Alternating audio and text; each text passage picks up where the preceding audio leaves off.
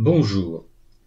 Une erreur courante avec les verbes du premier groupe terminés par ier, i2ler, ou nier, gner, c'est d'oublier le i de la terminaison de l'imparfait de l'indicatif aux deux premières personnes du pluriel après le l ou le n du radical. Le verbe habiller à l'imparfait de l'indicatif: j'habillais, AIS. Tu habillais, AIS. Il habillait, AIT. Nous habillions, IONS.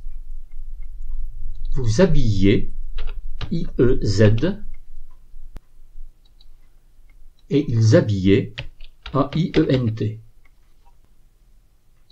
Nous remarquons qu'aux deux premières personnes du pluriel de l'imparfait, le verbe en ier, comme le verbe habiller, fait nous habillions, 2L IONS, et vous habilliez, 2L IEZ. Bien que le I ne s'entende pas, il se trouve situé derrière le L. Le verbe soigner: je soignais, AIS. Tu soignais, AIS. Il soignait, AIT. Nous soignions, IONS.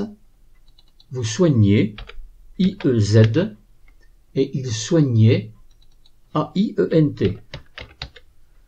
Là aussi, pour les verbes en GNER, comme le verbe soigner, aux deux premières personnes du pluriel de l'imparfait, nous soignions, GNIONS, et vous soignez, GNIEZ. Le I, situé derrière le N, ne s'entend pas, mais il se trouve bien sûr derrière le N. Autrefois, vous, les rois de France, vous régniez en maître absolu. Nous sommes à l'imparfait, autrefois, nous sommes au passé, donc vous régniez, IEZ. Lorsque tu étais jeune, tu te baignais dans la rivière près de chez toi. Nous sommes également au passé, lorsque tu étais jeune, donc tu te baignais, AIS.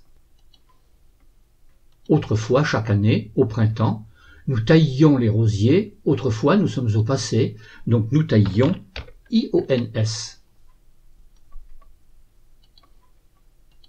En résumé, attention, pour les verbes en I, 2LER et les verbes en GNER, aux deux premières personnes du pluriel de l'imparfait, nous n'entendons pas le I, mais le I se trouve bien situé après la dernière lettre du radical. N'oubliez pas de revenir autant de fois que nécessaire sur une notion qui n'est pas totalement acquise.